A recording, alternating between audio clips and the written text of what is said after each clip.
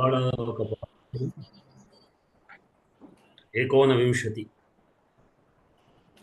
వింశతి అంటే 20 ఒకటి తక్కువ 20 తక్కువ అనేటువంటి విధానం. దీన్ని ఇదే హిందీలోకి ఏక్ విడిచిపెట్టి ఊనవింశతి ఉన్నీస్ అయింది అనమాట.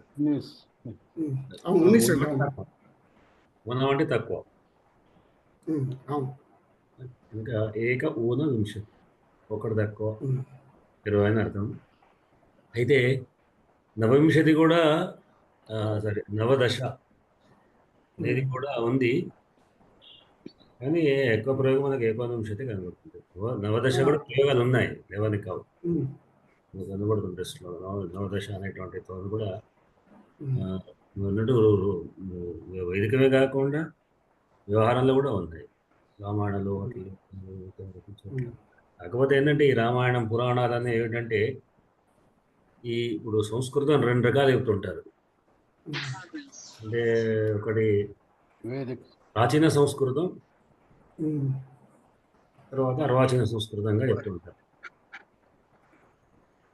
దీంట్లో ఈ ప్రాచీన సంస్కృతంలో పురాణాలన్నీ కూడా ప్రాచీన సంస్కృతాన్ని దాదాపుగా పాటిస్తుంటాయి. పురాణాలు, రామాయణాలు అన్నీ కూడా మనకు కావ్యాల వాటిలో ఉన్నటువంటిదేమో పాణిని యొక్క విధానంతో ఎక్కువగా పాటించే విధానం ఉంటుంది.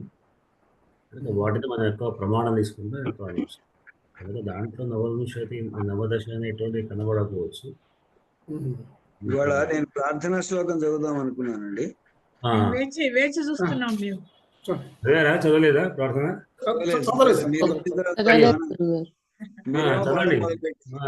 చదవండి మరి. ఎవరు చదివారేమో అని నేను శ్రీ గురుభ్యో నమః.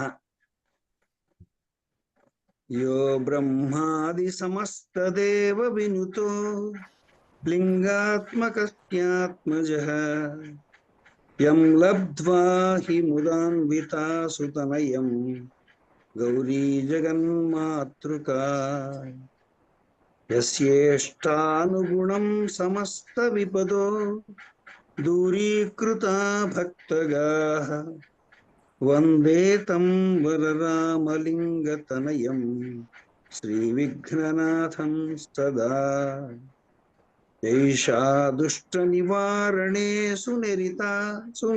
సునిరతా భక్తార్తి నిర్హారిణీ యస్యాస్త్విష్టతయా హి లబ్ధ విభవ నిష్కించనా ప్రాణినః మూఢాన్ జ్ఞానవతః కరోతి సతతం యా స్వప్రసాదాన్ ముదా వందే తాం పరమేశ్వరీం భగవతీం జ్ఞానప్రదాం శారదాం.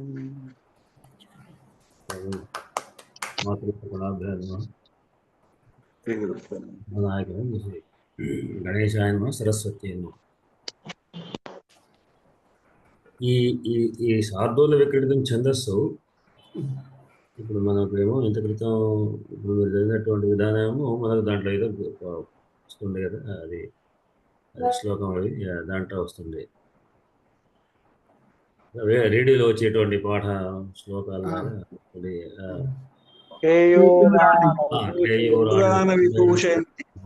నేను అది ఆధారం తీసుకున్నాను. అందరు ఆక్షన్లను పడుతున్నారు. మొదలు పెట్టారు, పాపులర్ అయింది బాగా. కేశవ పంతులు నరసింహ శాస్త్రి పెళ్లిలో కూడా ఈ శ్లోకంతోనే వాళ్ళు అష్టకాలు చదువుతుంటారు. మహారాష్ట్ర గారు గంగా సింధు సరస్వతి ఆ స్టైల్లో కూడా శారదులో క్రితం అది చదివేది. శారదులో ఇట్లానే వస్తుంది. మనం ఇప్పుడు చదివేసండి.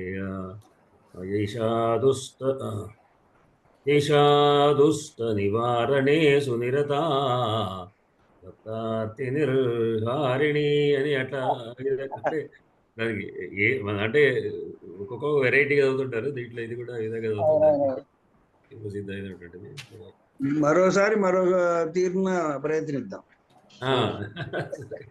అంటే వీళ్ళు కన్ఫ్యూజ్ కాకుండా ఉండాలి. వాళ్ళందరూ చదివేవాడు మాత్రం అప్పుడు ఇది ఎట్లా చదవాలి చూసుకోండి. సరే, మనం దీంట్లో ఇవాళ తెలుగులో సాధారణంగా ఈ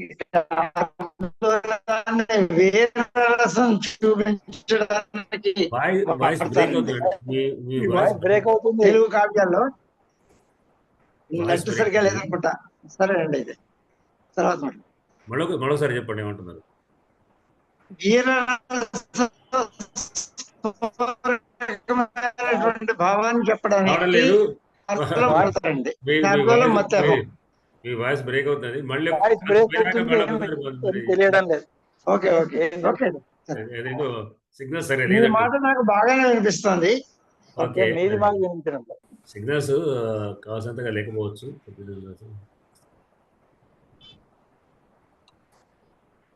ఇవాళ 19వ పాఠం. ఈ తమహ అంటే వా అనే అర్థంలో మనం వాడుతుంటాం. తమహ. ఇంకొకటి కూడా తరతమాలు అనేటువంటి పదాలు ఉన్నాయి. తరం అంటే ద్వయోరన్య తమస్తరహ, రెండింటికిలో ఒకటి మాత్రమే కూడా తరం అంటారు. వీటిలో ఒకటి తమం అంటే బహు అత్యధికమైనటువంటి వాటిలో తమం అనేటువంటి. అట్లా చాలా వాటిలోంచి ఒకటి తీసుకుంటే ఈ వానే దాదాపుగా ఇట్లా తీసుకోవడం విధానంలో దాంట్లో ద్వివచనానికి తరం అంటే రెండు మాత్రమే ఉందనుకోండి. కనుక ప్రియతముడు మనం వాడుతుంటాం. చాలా మందిలోకి వెళ్ళి ఒక శ్రేష్ఠుడు అన్నట్టు పూజ్యతముడు తరతమ అనేటువంటి ప్రత్యేకత. శబ్దాల్లో ఇవాళ వృషభ, వత్స, సూకర, వరాహ, శశ, శశక కూడా అనవచ్చు.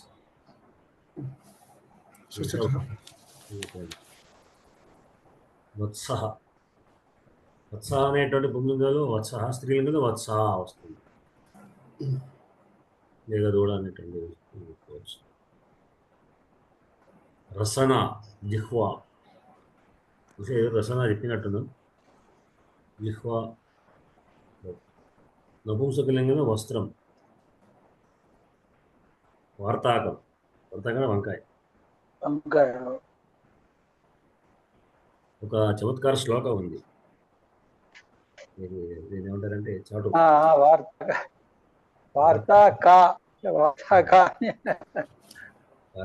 ఒక్కసారి తత్ర భోజనే భోజనే తత్ర వార్తాక అని ప్రశ్న వేశారు. భోజనే తత్ర వార్తాక అంటే భోజనం ఉపయోగించారు కదా పెళ్లి భోజనాలు, అక్కడ మీకు విశేషం ఏమిటి అనేది భోజనే తత్ర వార్తాక జవాబు. వార్తాకాస్ తత్ర భోజనే. అక్కడ వార్తాకం అంటే వంకాయ కూరనే చాలా బ్రహ్మాండ విశేషం అని అర్థం. వార్త అంటే విశేషం అని అర్థం. వార్తాక అని అంటే అక్కడ వార్తాక విశేషం అంటే మళ్ళీ వార్తాకం. భోజనే వార్తాక ఎత్ర విద్య అంటే భోజనేతర వార్తాక అని అన్నాడు. భోజనంలో వార్తాకం వంటక వంకాయ లేకపోతే అసలు భోజనం విశేషం ఉండదు. అది వార్త కా అని విడదీస్తే ఒకటి కలపడం.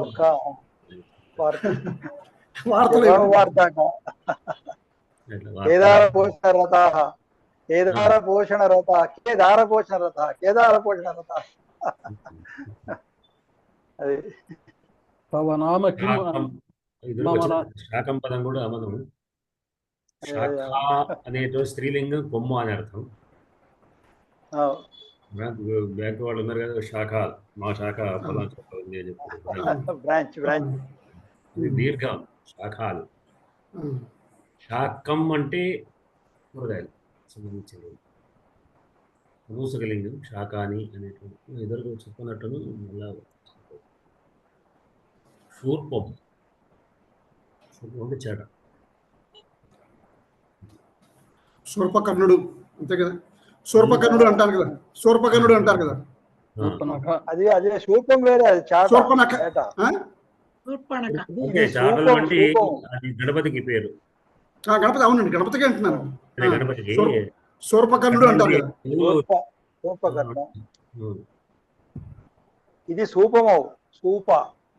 సూపం వేరు. సూపం అంటే సూపం వేరు. అదే సూపం అనే పదం బహుశా చెప్పినట్టున్నాను. సూపం సూపం ఇచ్చారు, ఇంతకుముందు చెప్పారు గురుగారు. అదే సూపం. సూపం పప్పు.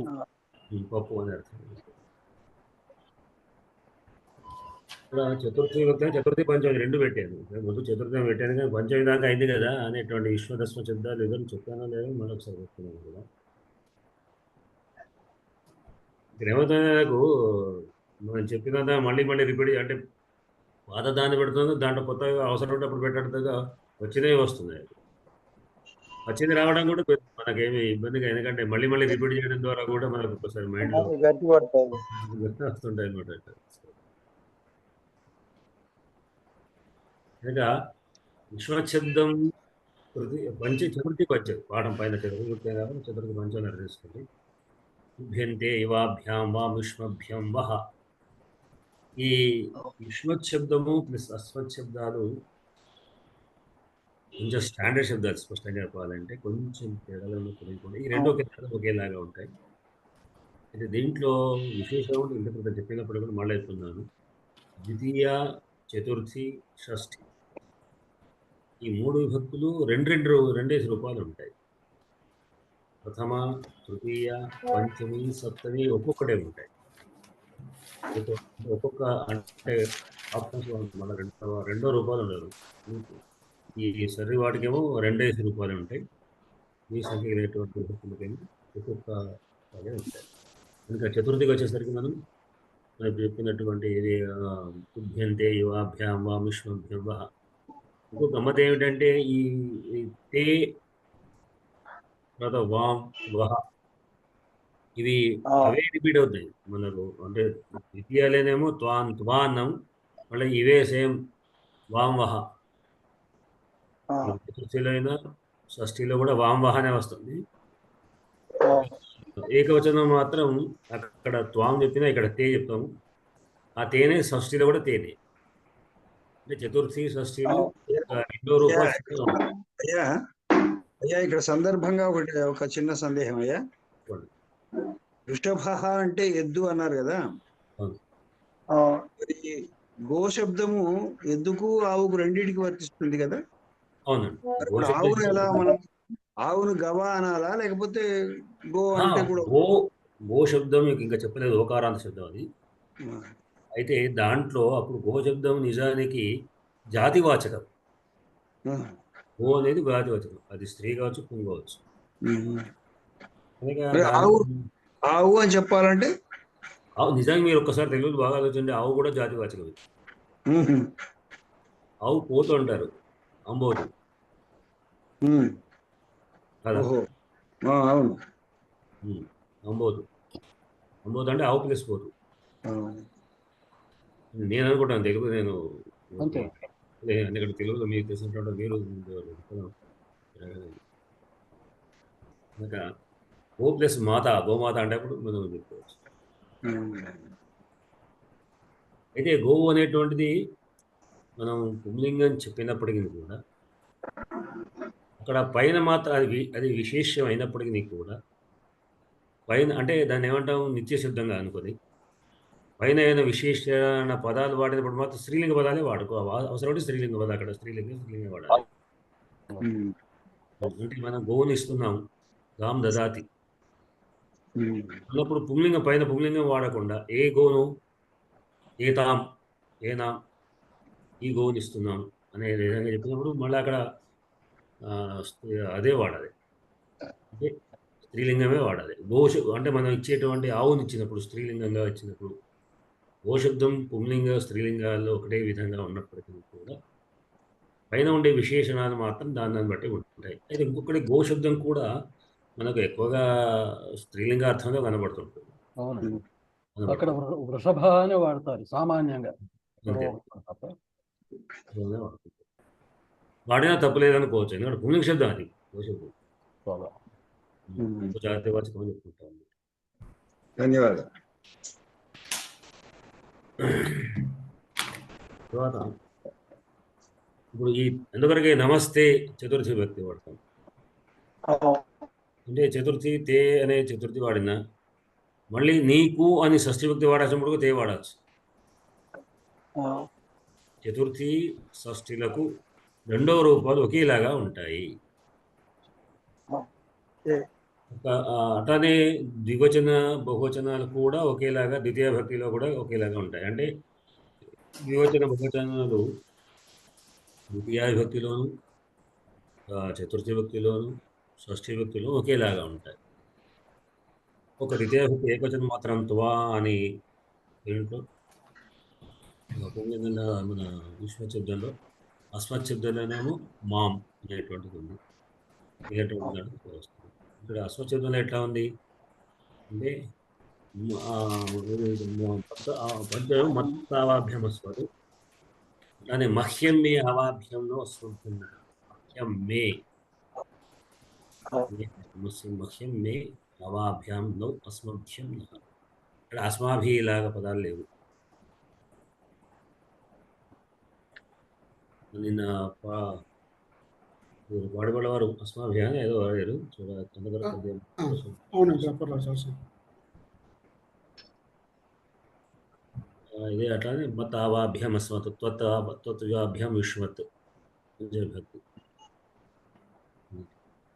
అయితే ఇది సమాసంలో వచ్చినప్పుడు జనరల్గా మనం అస్వచ్ఛబ్దం విశ్వశబ్దాలు అంటే ఏ శబ్దం వాడినప్పటికీ కూడా ప్రాతిపదిక అనేటువంటిది ఒకటి ఉంది కదా. మీకు తెలుసు ప్రాతిపదిక అంటే ఏంటి? మూలమైన శబ్దం యొక్క మూల రూపం. దాన్ని ఇప్పుడు రామశబ్దం ఉంది, అకారాంత పుంలింగో రామశబ్ద. ఈ రామ అనేటువంటి ప్రాతిపదిక. ప్రాతిపదిక అంటే ఏమిటి? అర్థవద అధాతుర ప్రత్యయ ప్రాతిపదిక. అర్థము ఇచ్చినట్టు మనకు అనిపిస్తుంది, కానీ ఏమర్థం తెలియదు. అది ధాతువు ప్రత్యయం కాదు. అంటే అకారాంత పులింగో రామశబ్ద అనే వాడినప్పుడు రామ అంటే అర్థం ఏమిటి? రామ అని విడిగా తీసుకుంటే అది సమాసమైంది కదా, రాముడి యొక్క అని చెప్పుకోవాలి. రాముడి యొక్క అంటే రామ పదం యొక్క రామ అని కనుక ఈ దీని ప్రాతిపదికలే దాదాపుగా సమాసంలో వస్తాయి. సమాసంలో మనం అంటే అర్థం ఏంటి? దాని మీద సమాస ప్రకరణంలో ఏం చెప్తారంటే, దానికి కూడా ఇప్పుడు దేవస్య ఆలయ, దేవస్య ఆలయ అన్నప్పుడు దేవ నస్ ఆలయసు అని చెప్పుకుంటారు. అంటే వాటికి ప్రత్యయాలు చెప్తాం, చెప్పి మళ్ళీ లోపం చేసేస్తారు. చేసి రెండు కలిపాక మళ్ళీ కొత్త మళ్ళా లాస్ట్ చివరి పదాన్ని మళ్ళీ సుప్రత్యయాలు చేసుకొని రామాలయనో దేవాలయనో చేస్తాం. ఇది సమాసం యొక్క విధానం.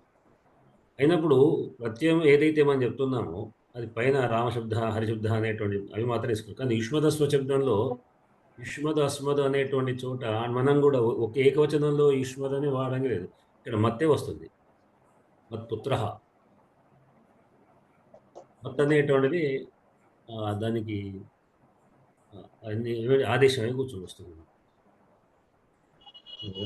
ఇది మొత్తం వచ్చి తీసుకునేటువంటి విధానంలో బహువచనంలో అయితే మళ్ళీ విశ్వదాగమనం మీరు అనే అర్థంలో వాడేప్పుడు విశ్వ. వత్ అనే ఏకవచనం. వీటికి మళ్ళీ తహ మనం తస్సు ప్రత్యయం చేసి త్వత్తః మత్తః విశ్వత్తః ప్రత్యయం చేసి త్వత్తః నీ నుండి, నీ వలన, మత్తః నా వలన, మత్తః పరతరం నాస్తి అనేటువంటి వాక్యం తెలిసినటువంటిది. సర్వనామ శబ్దాల్లో తదు శబ్దం ఉందనుకోండి. తస్మై తాభ్యాం తేభ్యః, తస్మాత్ తాభ్యాం తేభ్యః. పుల్లింగ సంబంధించినది. ఏతదేతస్మై యదాభ్యాం ఏతేభ్యः, తస్మాతాభ్యాం తేభ్యः పంచమి. ఏతద్ ఏతస్మై ఇక్కడ అంటే మామూలుగా జనరల్గా సర్వశబ్దం సర్వస్మై అంటే ఇక్కడ నుంచి రామశబ్దం లాగా ఉండదు. అకారాంతం రామశబ్దం సర్వశబ్దం కానీ ఏకశబ్దం కానీ అకారాంతం అయినప్పటికీ కూడా రామాయ రామాభ్య రామేభ్య అన్నప్పుడు ఏకాయనో సర్వాయనో ఉండకూడదు. సర్వస్మై అతో సర్వస్మాత్ పంచ వ్యక్తి సర్వనామ శబ్దాల్లో విశేషంగా అదే ఆ సర్వశబ్దం అకారాంతం మొదలుకొని మిగతా శబ్దాలు కూడా అదే విధంగా ఉంటాయి. నిజానికి సర్వనామ శబ్దం సర్వశబ్దం మొదటిది. తచ్చేత ఎందుకు చెప్పాలంటే ఇక మనకు ప్రయోగానికి అనుకూలంగా ఉంటుందని ఉద్దేశాన్ని ముందు తచ్చేద్దని చెప్పిన.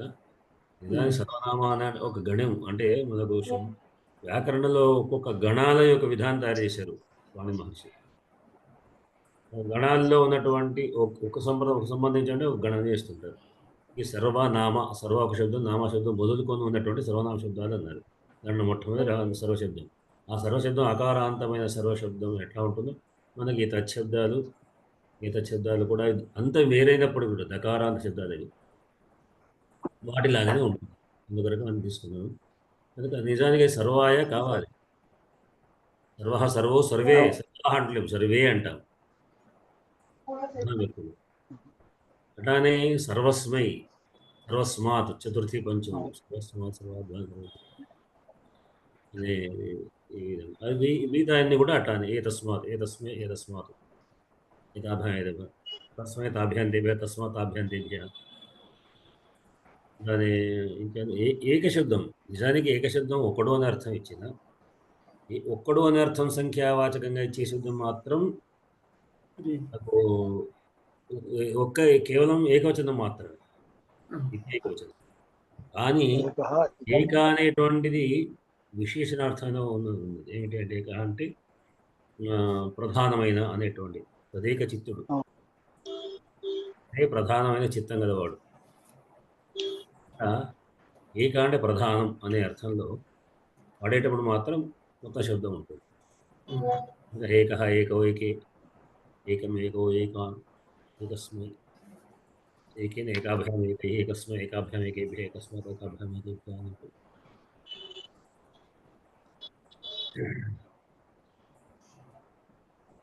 యశబ్దం కూడా యస్మయాభ్యాం ఏభ్య, యస్మాదయాభ్యాం ఏభ్య అనేటువంటి అన్య శబ్దం. అన్యత్ నిజానికి దకారం శబ్దం అన్యద్ అనేది, కానీ అకారాంతంలో ఉంటుంది. అన్యస్మై అన్యాభ్యాం అన్యేభ్య, మన ప్రయోగాల్లో కూడా అన్యానే అంటే మనము సమాసంలో కూడా అన్యానే వస్తుంది కదా. ఇవి శబ్దాలకు అన్య శబ్దాలు, శబ్దాలు ఇచ్చినటువంటి. ఇవాళ కొత్తగా మరొక 5వ లకారం గచ్చేద్, గచ్చేతాం, గచ్చేయు, గచ్చేహి, గచ్చేతం, గచ్చేత, గచ్చేయం, గచ్చేవ, గచ్చేమ. ఇక్కడ మీరు జ్ఞాపకం చేసేటప్పుడు మాత్రం తప్పనిసరిగా పక్కకు పురుషాలను కలుపుకొని చదువుకోవాలి. గచ్చేది గచ్చేది, గచ్చేది గచ్చేది గచ్చే, గచ్చేది గచ్చేతాం, గచ్చేయు ప్రథమ పురుష, గచ్చే గచ్చేతం, గచ్చేత మధ్యమ పురుష, గచ్చేయం, గచ్చేవ, గచ్చేమ ఉత్తమ పురుష అని కలిపి చదవాలి. చదవకపోతే ఏమవుతుందంటే మనకు ఏది ఏదో తెలియదు, మనకు కన్ఫ్యూజ్ అవుతుంది. విభక్తులతో చదివే వ్యక్తులు కూడా కన్ఫ్యూజ్ అవుతుంది.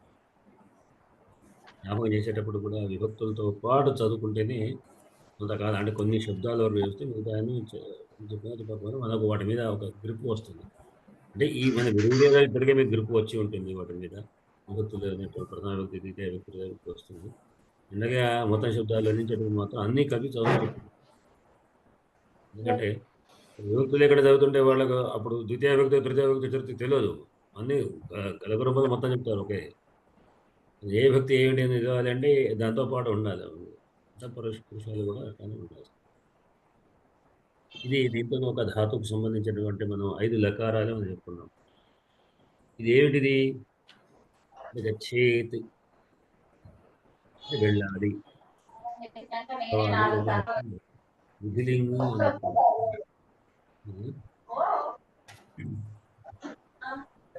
అదే అంటే భవేత్ కావాలి. దాదాపు మనకు కొంచెం సౌండ్ వస్తుంది, పడబడ మీ దగ్గర నుంచి వస్తుంది. మాదిగించండి. పక్క బయట మాట్లాడుతున్నారా? సౌండ్ వస్తుంది. లేదండి, తలుపు కూడా వేసేస్తున్నాను సార్, నా దగ్గర సౌండ్ లేదు. నేను మ్యూట్ చేయనా పోనీ? ఉండండి, చూద్దాం. ఎవరైనా మళ్ళీ చెప్తాను. లేదు. సరే, ఇదేమిటి అంటే విధిలింగం అనమాట. విధించడం అంటే మనకు కావాలి అని ఈ విధంగా చెయ్యాలి అంటే చేయమని అర్థమే, అదే లోట్లాగానే. కాబట్టి అంతగా మనకు అజ్ఞార్థకం కాదు. ఇట్లా చేస్తే బాగుంటుంది అనే విధంగా కావాలి అనే అర్థంలో మనం వాసించాలి. ఆ విధంగా తథా గచ్చే నువ్వు వెళ్తున్నావు, వెళ్ళాలి. 2 రకాల లింగులు ఉన్నాయి, విధిలింగం, ఆశ్చర్యలింగం అని. భూయాత్, భూయాస్తాం, భూయాసు, భూయాదట కావాలి అని, అది కూడా కావాలని కోరుకోవడం, అది ఆశించడం కోరడం. ఆశించడం వేరు, అంటే ఈ లోట్లో మన విధి ఆది ఆశిస్సు లోటు, విధించడం ఆశించడం, దాంట్లో రెండు ఉన్నాయి. ఇది విధించడం ఒకటి, ఆశించడం ఒకటి. దాదాపు అయినా కూడా కొంచెం అట్లానే రెండు కలుపుకొని అటు ఇటే చెప్పుకుంటారు. రెండు అర్థాలు, రెండు రింగుల్లో ఒకటి కూడా ఏదైనా కూడా అవసరం. ఎక్కువ ఎక్కువ ఇది వస్తుంది, అవ్వాలి, చెయ్యాలి. ఎక్కువ ఫోర్స్ఫుల్ గా చెప్పే లోటు కదండి, ఎక్కువ ఫోర్స్ఫుల్ గా ఉండే లోటు. లోటు. దాని తర్వాత వస్తుంది విద్య. అచ్చా అన్నా అనుకోండి, వెళ్ళు అని అర్థం. వెళ్ళు. వెళ్ళాల్సింది. ఆ, దాదాపు విధించడమే, ఆ, కానీ కొంచెం తక్కువ ఫోర్స్, గౌరవంగా అనమాట. గౌరవంగా. ఇట్లా ఈ అశిష్యునేమో ఇలా జరిగితే బాగుంటుంది అన్నట్టుగా, అది కావాలని కోరుకోవడం, అది కావాలి కోరుకోవడం బాగుంటుంది. భూయాసు పురుషోత్తమాంబుజ భవ శ్రీకంధరాశ్రేయసే.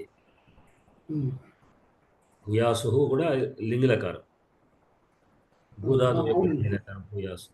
భూయాసు లింగులకారం, అశిషి లింగులకారం కదా. వాళ్ళు వహాశ్రేయసే, వహ అనే విశ్వచేద్దాం, శ్రేయస్సు కొరకు, చతుర్థి విభక్తి శ్రేయస్సు. వహాశ్రేయసే భూయాసు. పురుషోత్తమాంబుజ భవ శ్రీగంధరులు వహాశ్రేయసే భూయాసు, మీ యొక్క శ్రేయస్సు కొరకు అవుదురుగాక. అంటే కావాలి కోరుకోండి, మీకు శ్రేయస్సు ఇవ్వాలని, శ్రేయస్సును చేసే శ్రేయస్కరులుగా అవుదురుగాక అనే దాంట్లో కోరుకుంటున్నాము. శుభం భూయాత్ అంటాం కదా, శుభం భూయాత్ అంటాం, శుభం భూయాత్ అంటాం. అది భూయాత్ ఏకవచనం, భూయాసు బహువచనం. భూయాసు బహువచనం. ఇది భవేత్, భవేత్ భవేతాం భవేయు, గచ్చేత్ గచ్చేతాం, ఖాదేత్ ఖాదేతాం ఖాదేయు, ఖాదేహి.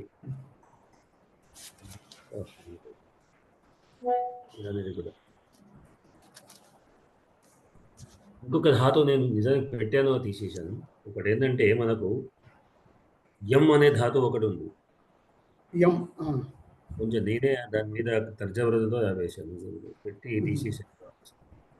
యం అనే ధాతు ఏమిటంటే, యం ఉపలు ఉపరమే అనే ఒక ధాతువు యచ్చతే అనేది ఏకవచనం వస్తుంది. అయితే మనకి యచ్చతే అనే ఒకటి దానే చెప్పుకున్నాం, దాన్ని ఇవ్వడం అందు. అవునండి, చెప్పాను, అనుకున్నాను. యచ్చతి బహు, మిగతాది యచ్చేతు, దాన్ని కూడా యచ్చేతు వస్తుంది. యచ్చేతు యచ్చతు అయచ్చతు పోదు, భవిష్యత్తు మాత్రం దాస్యతి చెప్తుంది, ఇవ్వడం. ఈ ధాతువు కూడా ఉపరమే, యం అని ఉపరతే అనేటువంటి ధాతువు కూడా మిగతా నా సేమ్ యచ్చతి అయచ్చతు యచ్చతు యచ్చతాత్ ఇవన్నీ సేమ్. కానీ యంస్యతి దీని యొక్క అది మన దృట్టులకారం. ఏమిటి దీని తేడా కదా, ఉపరమే అనేది కొంచెం నిర్ణయిస్తే ఏమిటంటే నియంత్రించడం, యంత్రించడం ఎంత అనేటువంటి అర్థంలో, నియంత్రణ నియచ్చతి అనే నియంత్రించడం అనే అర్థంలో, కోరడము సంతోషించడం అంటే ఆనందిస్తాడని కొన్ని అర్థాలు వస్తుంది. ఇంకా స్పష్టమైన అర్థాలకు నేను తెలుసుకున్న తర్వాత దాన్ని పెడదామని ఆలోచిస్తాను. ఏ విధంగా ఈ రెండిట్ల తేడా 3 రకాలు కూడా వస్తున్నాయి, కన్ఫ్యూజ్ అయిపోయింది. మొదటిగా ఇప్పుడు నేను మీకు పాఠం దాన్ని పెట్టేటప్పుడే అక్కడే ఎంసీతో పెట్టాను. పెట్టాక మళ్ళీ నాకు అనువాదించి మళ్ళీ నేను ధాతు మంజలు ఏమైనా వెతికి చూస్తే పెట్టేప్పుడు ధాతు వేరే, దానికి దాస్యతి అని మాత్రం వచ్చింది. అది ఇవ్వడం అనే అర్థంలో నాకు వస్తుంది. తర్వాత ఇప్పుడు మృతుదర్తనే ఇది పెట్టామా ఇంత క్రితం. నృత్యం ఇంతకుముందు ఇచ్చారు గురుగారు. అయితే దానికి రూపాలేమో నృత్యతి, నృత్యసి, నృత్యామి అవి చేసుకున్నాము. ఇవాళ ఇప్పుడు మీరు ఇచ్చిన దానికి నర్తనే, నర్తతి, ఇవి ఇచ్చారండి. దాని అర్థంలో తేడా ఉన్నాడు గురుగారు, దానికి దీనికి రెండు ఒకటే అర్థం. నృత్యది నృత్యది అంటే ఒకే అర్థాలు, రెండు ఒకటే అర్థమా? ధాతులు వేరే, మృతు ఋతుధాతువే అన్నారు ఇక్కడ కూడా, అక్కడ కూడా ఋతుధాతువే ఉంది. అయితే రూపాలు విడిగా ఉన్నాయి, ఏమన్నా రెండు ఒకటే అర్థం కాదా అని సందేహం వచ్చింది మీరు ఇందా పాఠం పెట్టినప్పుడు. ఒకే రకంగా అర్థం ఏదైనా వాడవచ్చు అయితే మనం. ఒక అర్థంలో అనేక ధాతువులు ఉన్నాయి, ఏదైనా అట్లా ఉంటుంది. ధాతువులు ఒకే అర్థంలో అనేక అర్థాలు, అనేక అర్థాలు ఒక ధాతువు. అదే రెండు పరస్పర పదవి చూశాను. ధావతి చెప్పింది కదా, ధావతి అంటే ఉతుకుట అని అర్థం ఉన్నది, ఆ, అంటే పరిగెత్తుట అని అర్థం. ఆ, అదే అంటే రెండు రకాలు. ఒక పదము అనేక అర్థాలు ఇస్తుంది. అవునా? అట్లానే ఒక పదం అనేక అర్థాలు ఇస్తుంది, ఒక అర్థానికి అనేకమైన పదాలు ఉంటాయి. అనే పదాలు ఉంటాయి. అవును. అంటే దాంట్లో కొంచెం మళ్ళీ ఇంకేంటంటే వ్యుత్పత్తి అర్థాలు కొద్దిగా ఇక్కడ తేడా వస్తుంది. అంటే మనం అంటే విశ్లేషణ చూస్తే ఒక అర్థమే ప్రధానంగా తీసుకోవచ్చు ఇంకొక విషయంగా. సంక్షిప్తంగా లోపల ఏదో చిన్న అర్థంతో తేడా వస్తుంటుంది. తేడా ఉంటుందండి. అది ఏ పదంలో మనకి సహస్రనామాలు ఉన్నాయి. ఈ నామాలకు విష్ణువు, అన్ని నామాలకు శంకరుడే అనే అర్థంలో తీసుకుంటాము. కానీ మళ్ళీ అక్కడ వ్యుత్పత్తి అర్థంలో మళ్ళీ తేడా ఉంది కదా. కానీ దాదాపు ఒక శబ్దానికి మళ్ళా బాగా పరిశీలిస్తే దాని యొక్క అర్థం తేడా వస్తుంది.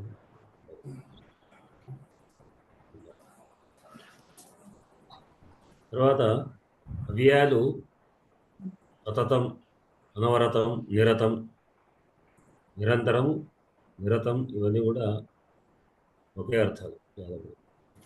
ఎల్లప్పుడూ అన్నారు. సదా, మీకు సదా చెప్పండి, సదా సర్వదా ఇద్దరు దాతలు వచ్చినారు. సదా సర్వదా చెప్పారు. సర్వదా చెప్పారా? సర్వదా కూడా సర్వదా చెప్పారు. సర్వదా అదే సతతం, అనవరతం, నిరంతరం, నిరతరం, నిరతం. సుతరాం పూర్తిగా ఒత్తిగా అని పడుతుండే, సుతరాం నాకు అక్కర్లేదు అని పడుతుంది. తెలుగులో ఇది సుతరాము ఇష్టం లేదన్నట్టుగా మాట్లాడుతుంటాం. తెలుగులో వచ్చేసి ఇది సుతరాం అయితే ఇది సంస్కృత పదం ఇప్పుడే తెలిసింది. అదేదో గ్రామ్యమైన పదమేమో అనిపించింది నాడు. సుతరాము అంటే ఏమైనా పల్లెటూళ్ళలోనో గ్రామ్య పదమేమో అనిపించింది. ఇప్పుడు ఇక్కడ చూస్తే ఇది సంస్కృతంలో వచ్చింది అర్థమైంది. అంటే మన తెలుగులో దాదాపుగా ఇట్లాంటి పదాలు, చాలా పదాలు మనం వాడతాం, చూసుకుంటాం కంప్లీట్గా. అంటే వాటిని మనం కిమ్మనకొండ అని అంటారు. కిమ్మనకొండ కిమ్ అనకొండ. అవును. ఏమిటి అడగకుండా, ఏమిటి మాట్లాడకుండా, రెండో మాట్లాడకుండా అనమాట. హ్యస్తన, హ్య అంటే నిన్న, సంబంధించిన హ్యస్తన, అద్యతన, నిన్నటి సంబంధించి అద్యతన కూడా చెప్పుకోవచ్చు. అద్యతన మనం ఇందులో అనుకున్నాం కదండి. అద్యతన భూత్ భవిష్యత్తు అనుకున్నాం. అనర్జతన వచ్చింది కదా, అన్నాం కదా. అదే అందులో ఇంకా అనర్జతన వచ్చింది కదా, అద్యతన నుంచి. అదే అద్యతనం, అనద్యతనం, అద్యతన అనేటువంటి. చేత్ అనేటువంటిది ఇక్కడ మీరు చెప్పారు. చేత్ అంటే ఎడల అనే వాడుతుంటాం. అంటే తథాచేత్, అట్లా అయిన ఎడల అని. అంటే అప్పుడు దానికి దాదాపుగా ఎత్ శబ్దానికి ఇది లింక్ పట్టుకోవచ్చు. యదా సహ గచ్చతి చేత్ అని అయితే అతడు వెళ్తాడు, వెళ్ళినట్లయితే అప్పుడు అని అర్థం. తదా అని మళ్ళీ నూనె పెట్టుకోడు. నోచేతన ఎక్కడో చూసారు కానీ ఇంకా మీరు చెప్పలేదు. నోచేతన పదం లేని ఎడల ఇది నా అనే కాకుండా నో అనే పదం కూడా ఉంది, లేదు అనే అర్థంలో. అందుకని నో చేతండి అది నాకు విసర్గలు కాదు. నోచేతనే చదివానండి, చూసాను ఎక్కడను. లేని ఎడల అని అర్థం దానికి. నో అనేటువంటిది ఇంగ్లీష్లో నో, కూడా నోనే. నా ప్లస్ ఈ నహి కూడా వాడవచ్చు. ఈ అంటే కదా, నహి అదే కాదు అనే అర్థంలో నేను నహి అని కూడా వాడుకోవచ్చు. నో చేత్, గచ్చతి చేత్ వెళ్ళినట్లయితే, వెళ్ళిన వాడైనట్లయితే.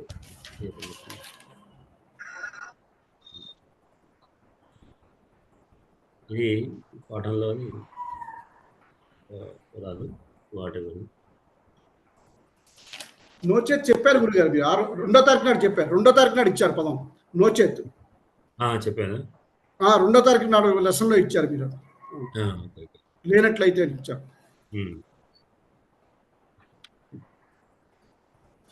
తథా చేత్ అట్లా అయితే, అవుతూ గచ్చతి చేత్ వెళుతున్నవాడైనట్లయితే.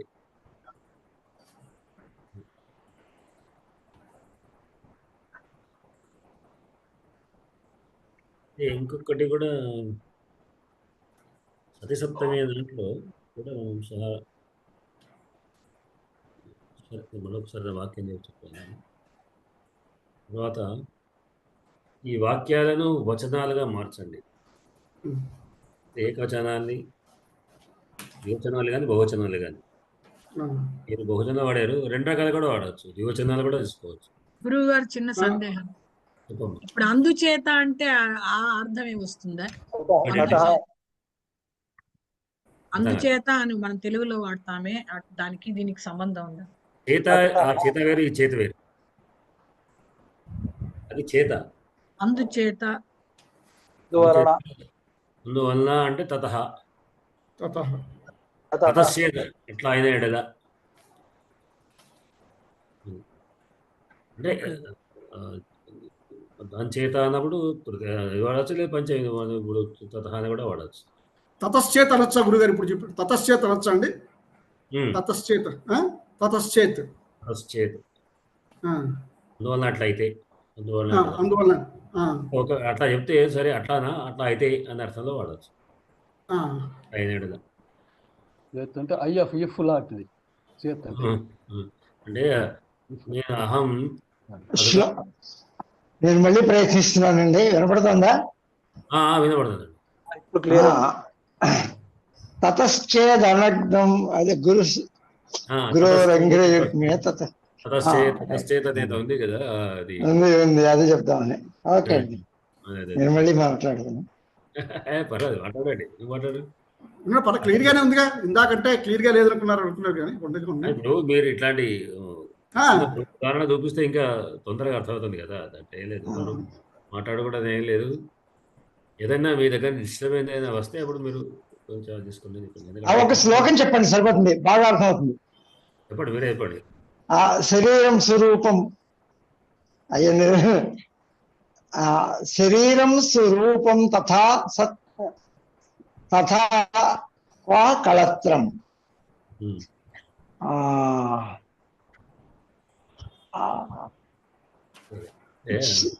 చరిత్రం శంకరాచార్య వారు కదా, అవునండి. శరీరం స్వరూపం తథా వా కళత్రం తథా వా కళత్రం. ఆ తర్వాత ఆ కీర్తి గురించి, అది ఏమిటి, యశస్ చారు చిత్రం, చారు చిత్రం ధనం మేరు తుల్యం. ఓకే. గురోరంఘ్రియుగ్మే, అదే ఏమిటి, తతశ్చే నలగ్నం గురోరంఘ్రియుగ్మే తతః కిం తతః కిం తతః కిం తతః కిం. అది అది అంటే మనం ఒక వాక్యాన్ని ఒకడు చెప్పిన తర్వాత మీరు వెళ్తారా, ఓకే అట్లా అయితే నేను చూస్తాను. తర్వాత ఇంకొక విషయం ఇందాక బిగినింగ్ లో ఎది అనేది చెప్పామా, ఎది చెప్పారండి, చెప్పారు, ఎది త్వం గచ్చతి చేత్, ఒకవేళ నీవు వెళ్ళినట్లయితే, ఏది అనేది తతశ్చేత్ అహమపి గమిష్యామి. ఏది చెప్పలేదు గురుగారు, ఏది చెప్పలేదు గురుగారు, ఏది చెప్పలేదు. నేను అందుకనే ఒకవేళ అనే అర్థంలో వాడతాం. అవును, నిన్న నేను రాసిన వాక్యం నేను వేరే చూసి రాశాను, నేను ఒక చోట రాశాను ఏది అని, చెప్పలేదు మీరు. ఏది అంటే ఒకవేళ. అవునండి. ఇదికి తరిహికి లెక్క ఉంటుంది మళ్ళీ, తరిహి అటులైతే, అది చెప్పారు. అంటే అట్లా అయితే అని అర్థంలో ఇది ఒకవేళ. ఇప్పుడు తరిహి అట్లా అయితే అంటే ఇది సహా గచ్చతి చేత్ తరిహి అహమి గమిష్యామి, నేను కూడా వెళ్తాను. ఇది తర్హి అనేటువంటిది రెండు. తదా కూడా యథా తదా లాగానే తదా కూడా వాడుకోవడం. తరహి అనేది దానికి లింక్ దాదాపు యథా తరహి. అయితే మనం ఈ వచనాల్ని మనం రాసేటప్పుడు మీరు కూడా ఒక వచనం రాసిందే 3 వచనాల్లో వచ్చేలాగా ప్రయత్నం చేస్తారు. ఎందుకంటే మనకు మిగతా ద్వివచనాలు వాటి మీద కూడా మన గురుకు వచ్చేలాగా చూస్తాం. ఇందాక ఏదో గౌకడు వచ్చి ఇంటికి రాగానే గొప్పకుని చూసి రాశాను, బయటికి వెళ్ళాను, మీరు పాఠం పెట్టగానే సరే రాసేద్దాం. నాకు మృదు టైం లేకుండే వాడబెట్టడం. అవును, సరే ముందు ఏదో చూస్తారులే అని చెప్పి రకరకాల పనులు బిజీ అయిపోవడంతో సరే మరి పెట్టాలి కదా. నేను కూడా బయటకు వెళ్ళి హాస్పిటల్కి వెళ్ళి ఇంకొకటి ఏంటంటే ఈ వాక్యాలు ఎదురు నేను పెట్టానా ఇంత క్రితం ఇవి. ఎందుకంటే కొన్ని వాక్యాలు కనిపించాయి, కొన్ని వాక్యాలు వచ్చినాయి గురుగారు, అందులో కొన్ని వాక్యాలు అందులో పాత ఉన్నాయి.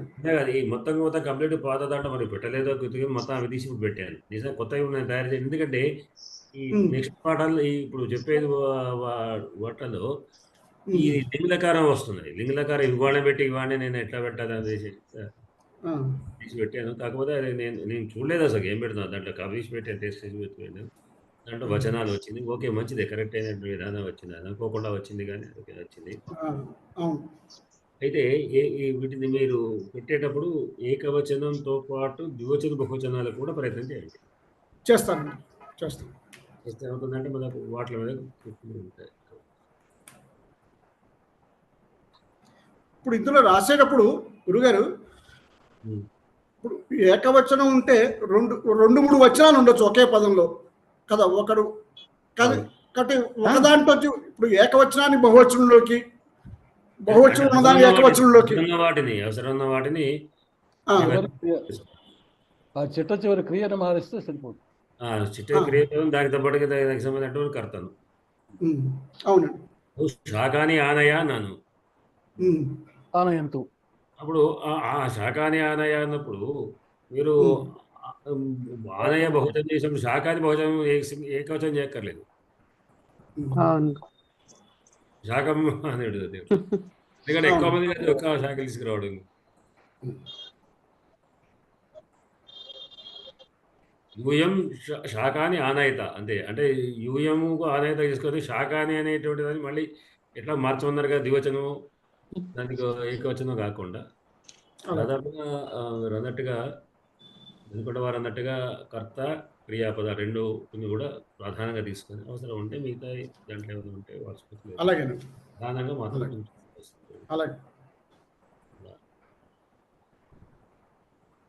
దీంట్లో మనము మీరు రాసినటువంటి ఒకసారి మీరే చదవండి, వాటి తగ్గట్టుగా మనం చూసుకుందాం మార్చినటువంటిది.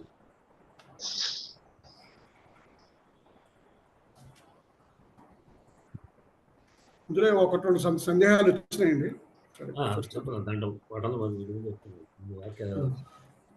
శంకర అద్యత్వం కథ తత్ర పాఠం అపఠః. శంకర అద్య యూయం కదా తత్ర పాఠాన్ అపఠన్.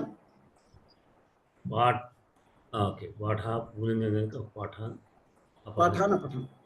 నరేంద్ర యూయం సర్వే आपणं गच्छत అనేకాని శాకాని ఆనయత. నరేంద్ర త్వం आपणं గచ్చ శాకం ఆనయ. కరెక్ట్ అని గురుగారు?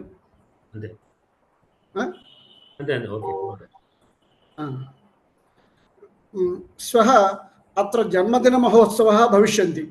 శ్వః అత్ర జన్మదిన మహోత్సవాని భవిష్యంతి. మహోత్సవः అన్నారు కదా? అవునండి, మొట్టమొదటి మహోత్సవ అన్నాను, మహోత్సవాలు అని మార్చాలని నా ఉద్దేశం.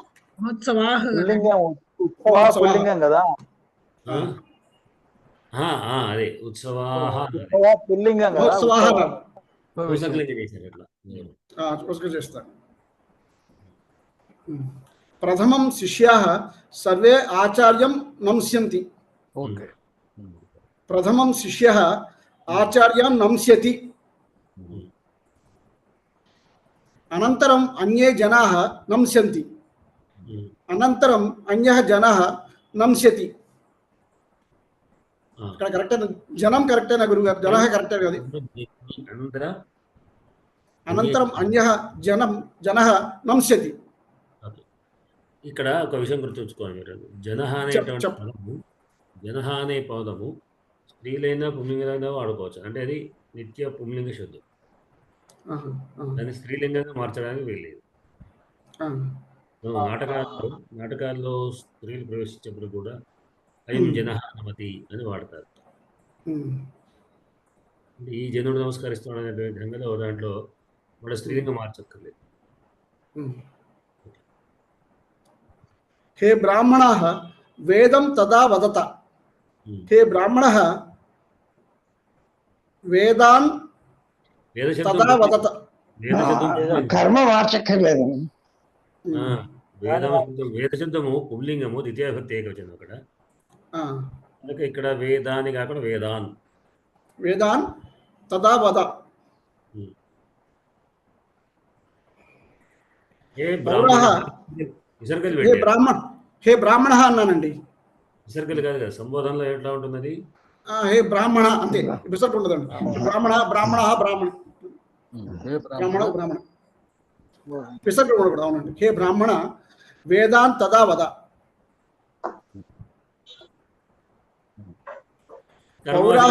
మీరు వేదం అని కూడా అనవచ్చు, వేదాన్ని అనవచ్చు, తప్పలేదు. వేదాలను అంటే వేదములను అంటే పౌరాః అత్ర ఉపవిశంతి. పౌర అత్ర ఉపవిశ.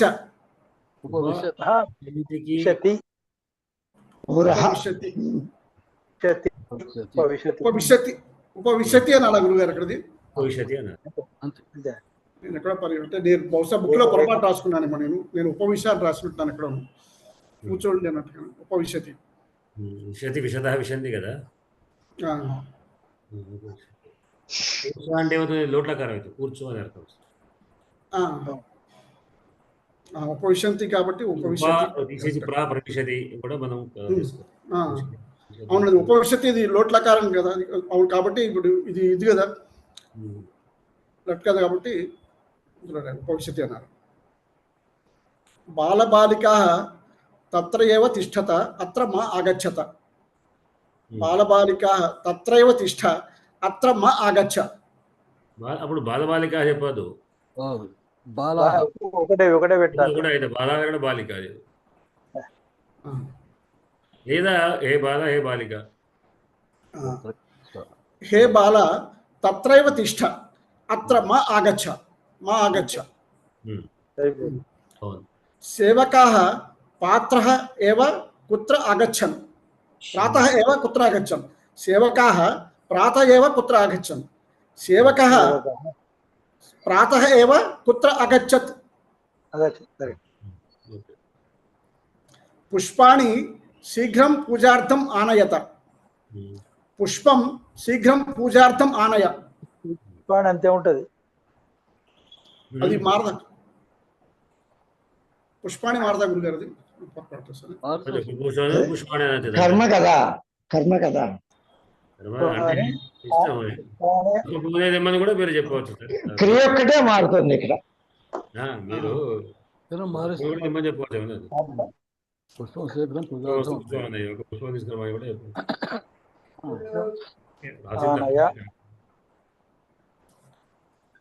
తర్వాత ఈ వాక్యాలను వచ్చిన మార్చండి. అంబ అహం ఆగచ్చామి. అంబ వయం ఆగచ్చామః. అత్ర పాదౌ హస్తౌ చ ప్రక్షాళయామి. అత్ర పాదౌ హస్తౌ చ ప్రక్షాళయామః. అప్పుడు ప్రక్షాళయామః అన్నప్పుడు బహువచనం అయినప్పుడు పాదౌ రెండు ద్వివచనం అంటే అనేకులు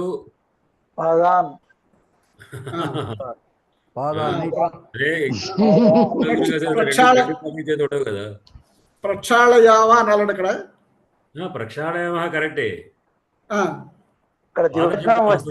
పదవు అంటే చాలా మందిగా ఇప్పుడు ప్రక్షాళయామ అంటే చాలా మంది కదా. మేము అని అర్థం. మేము కడుక్కుంటున్నాం అన్నప్పుడు మేము కాళ్ళు కాకుండా కాళ్ళు అన్నప్పుడు ప్రధాన హస్తాంచ. పాదహస్తాంచ. ఈ విషయంలో ఒక చిన్న జోక్ జరిగిందండి. పాదాన్ హస్తాంచ. మా ఇంటికి పండితులు వచ్చి ఒక్క క్షణం.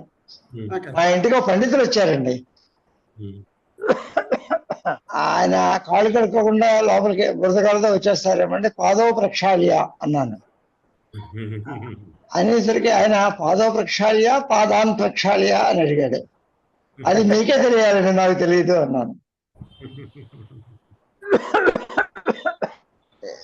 ఏమంటే స్ట్రైక్ అయిందా? ద్విపాదాలు మనిషి అయితే ద్విపాదాలు, లేకపోతే అందుకని ఆ విషయం నాకు తెలియదు, నీకే తెలియాలి అన్నా. చెప్పండి. అన్నం పరివేషయత అన్నానండి. ఓకే అండి. సూపం చోష్యం ఉపదంస సంతివా. సూపం చోష్యాన్ ఉపదంశాని చ సంతివా. పైన ఉపదంశ అన్నప్పుడు పుంలింగం అయింది. ఉపదంశాని అని నపుంసకలింగం మారుస్తుంది. ఉపదంశాన్ అనాలండి గురుగారు. ఉపదంశాన్ చ సంతివా. ఉపదంశాని కాదు, ఉపదంశాన్. ఉపసంఖ్య అదే మార్చారండి. ఉపదంశాన్ చ సంతివా. అధునా కే కే ఖాదంతి అత్ర. అధునా కే ఖాదసి అత్ర.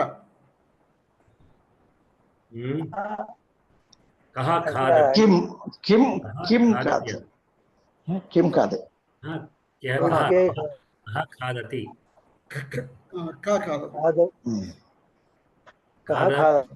ఖాదంతికి ఖాదతి, కేకి కహ.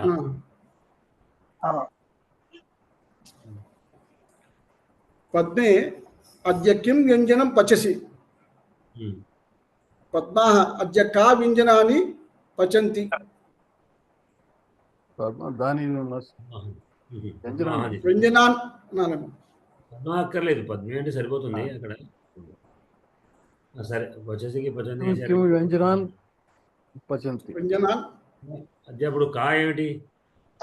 కాదు, కర్మ మారక్కర్లేదని చెప్తున్నారు కదా. అవునండి. ఓకే, వ్యంజనాన్ని అంటే సరే, కర్మకు అంటే ఎక్కడ మనకు ఉచితం దెబ్బతినకుండా ఉండకు రాస్తే పర్వాలేదు.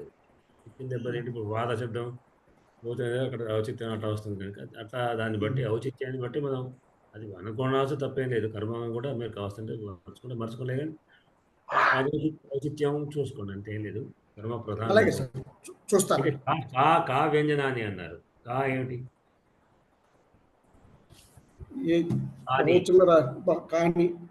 కాని కాని కింకే కాని కాని వ్యంజనాని కాని వ్యంజనాని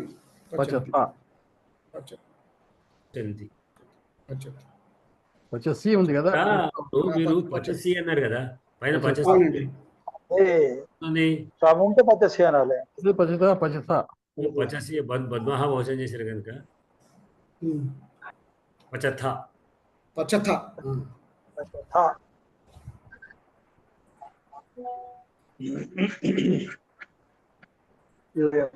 తర్వాత ఇక్కడ నేను కర్మలు కూడా మార్చాను గురుగారు. ఇందులో పొరపాట్లు నేను చేశాను.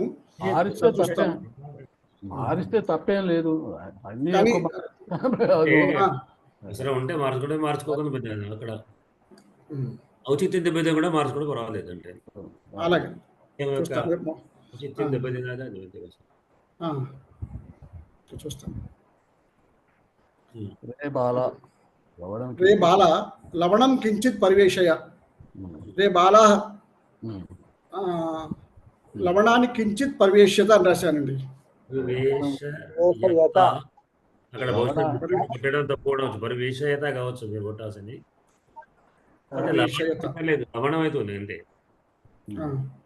లవణం కించిత్ పరివేషయత. భోజనాల్లో ఉప్పులు వేయమంటాను, ఉప్పు వేయమంటాం. అంతే, లవణం పరివేషయత అనాలండి. అంతే, ఉప్పే సరిపోతుంది, లవణం అంటే సరిపోతుంది. హే బాల లవణం కించిత్ పరివేషయత. సీతే ప్రథమం భోజన పాత్రం చాళయ. కించిత్ కూడా ఏకవచనం అంటే అంటే కించిత్ ఒకటి అవ్యయంగా ఉన్నది. కించిత్ అంటే కొంచెం అనే అర్థంలో అవ్యయంగా ఏకవచనం సంబంధం లేదు. అంటే కశ్చిత్ మనం ఇద్దరు ఒప్పుకున్నాం కదా, కశ్చిత్ అట్లాంటి వాటికి ఏమో ఆ ఈ విధంగా కించిత్ వేరు. మామూలుగా కించిత్ అంటే కొంచెం అనే అర్థంలో, అల్పం అనే అర్థంలో వాడేటువంటి కించిత్ అదే అవ్యయంగా మనం తీసుకుంటాం. సీతే ప్రథమం భోజనపాత్రం క్షాళయ. భోజనపాత్రం క్షాళయ. సీత ప్రథమం భోజనపాత్రాన్ని క్షాళయత. సరే, అంటే ఇట్లాంటి సమయంలో వాళ్ళకు కర్మనే ప్రధానం అయితే కర్మ భోజనం తీసుకొని ఇట్లా చేసినా పర్వాలేదు. ఇక్కడ సీత అనేటువంటి పదాన్ని బాలాహలాగా చూసుకోవాలి.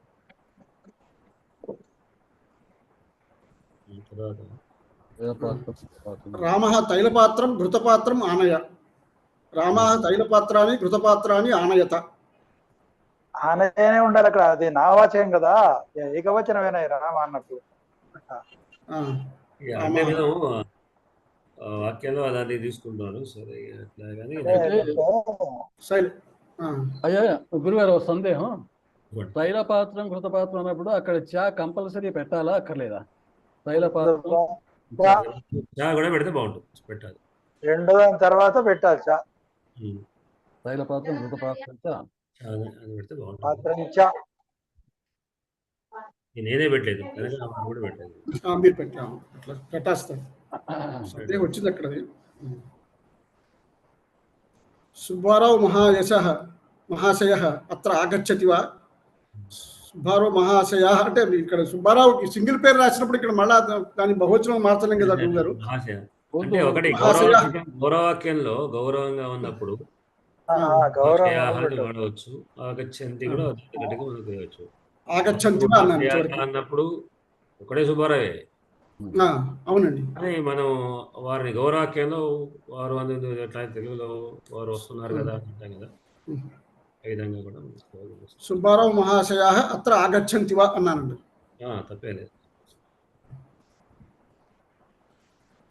లేదండి, ఈసారి తప్పులు తెలిసేవాడికి మనకి కొంచెం జాగ్రత్త రాస్తారు గురుగారు. పర్వాలేదు. ఇప్పుడు అట్లా వస్తేమో చర్చల్లో వస్తున్నది కాదు, ఇంతమంది దాని మీద దృష్టి పడుతున్నారు, అందరు కూడా చూస్తున్నారు. తప్పేంటో కూడా తెలియాలి కదా. కొంచెం అడ్వాన్స్డ్ గా ఉంది కదండి, కొంచెం ఇది తేడా వస్తుంది. వచనాలు మార్చడం అది ఇంకా కూడా నిజానికి ఇంకా కూడా నేను చెప్తా, ద్వివచనాల్లో కూడా ప్రయత్నం చేయండి అని చెప్పి చేస్తాను. అది చేస్తే కొంచెం మనకు ఇంకా కూడా దాని మీద చేస్తాం. మాకు బ్యాంకులో బ్యాలెన్సింగ్ చేసేప్పుడు ఒకటి చెప్పేవాడు కూడా, స్ట్రోక్ బ్యాలెన్స్ అయిందనుకోండి అంటే ఒక లెడ్లో అకౌంట్లన్నీ వేసుకుని సరిపోయిందో చెక్ చేసుకోవాలి. చెక్ చేసుకుంటే అది స్ట్రోక్ బ్యాలెన్స్ ఇలా వేసి అలా రైట్ అవ్వగానే ఎక్కడో తప్పుందిరా సరిగా అవ్వలేదు అనేవాడు. అలా కాక తప్పులు చేసి రెక్టిఫై చేసుకుంటే 100% పర్ఫెక్ట్ అన్నమాట, ఇంకెక్కడ తప్పు లేదు. ఇప్పుడు తప్పులు రాసి సరి చేసుకుంటే ఫౌండేషన్ గట్టిగా ఉంటుంది. అంతే అంతే అంతేనా అనుకున్న వారు? స్ట్రోక్ టాలింగ్ అనేవాడు, సింగిల్ స్ట్రోక్ టాలింగ్ అనేవాడు. స్ట్రోక్ టాలింగ్ అయితే ఒప్పుకునేవాడు కాదు మేడాలు కొంతమంది. అప్పుడు ఎక్కడో తేడా ఉంది, నువ్వు ఇంకోసారి చూడనేవాడు. ఏ రకంగా కౌంట్ చేసినా మళ్ళీ కరెక్ట్ గా రావాలి. అది మాకు ఒకతను ఉండేవాళ్ళు, అతను సింగిల్ స్ట్రోక్ టాలీ చేశాడంటే నాకు డౌట్ వచ్చేది. కాంపెన్సేటింగ్ ఎర్రర్ పెట్టేవాడు. అదే కాంపెన్సేటింగ్. అవును, అది భయం అనమాట. సింగిల్ స్ట్రోక్ టాలీ ఏంటంటే ఎక్కడో తక్కువ భయం. ఇప్పుడు ఆ సమస్యలన్నీ పోయాయి కదండి. ఇప్పుడు పోయినాయండి. అవును, అయితే ఏంటంటే సంస్కృతం అన్న అర్థం అవుతుందేమో కానీ మీ అకౌంటెన్సీ అర్థం కాదు మాకు.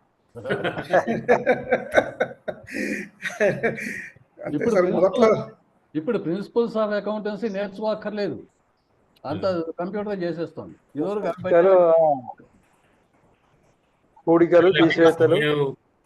అయిపోయింది, మనం నిష్క్రమించే సమయం అయిపోయింది కనుక అందరికి కూడా శివరాత్రి ధన్యవాదాలు. పరిపాలయందాం న్యాయేన మార్గేణ మహిమేష